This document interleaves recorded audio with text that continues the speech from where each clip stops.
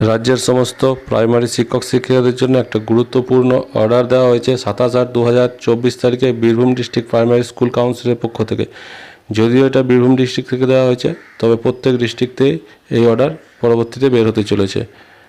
যেখানে এই অর্ডারটা দেওয়া হয়েছে সমস্ত সাব ইন্সপেক্টর অফ স্কুল তাদেরকে। বিষয় হচ্ছে regarding drop medical allowance of teacher under Swasthya Sathi scheme. এখানে যেটা বলা হচ্ছে আমি সংক্ষেপে বলে দিচ্ছি।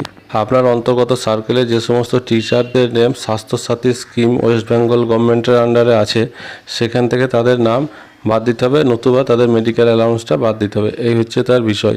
এখানে যেটা বলা হচ্ছে স্বাস্থ্যসাথী স্কিমে কোন কোন টিচার তাদের নাম এনরোলমেন্ট রয়েছে সেগুলো দেখতে হবে এবং প্রত্যেকের কাছে একটা করে ডিক্লারেশন নিতে হবে যে নাম এন্ট্রি আছে না নেই।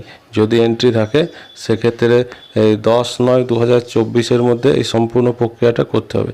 যদি এন্ট্রি থাকে স্বাস্থ্যসাথী স্কিমে, তাহলে তার মেডিকেল অ্যালাউন্স বাবদ যে 500 টাকা স্যালারির সঙ্গে যোগ হয় সেটা বাদ যাবে। আর যদি না থাকে সেক্ষেত্রে ডিক্লারেশন দিলেই হবে শুধু।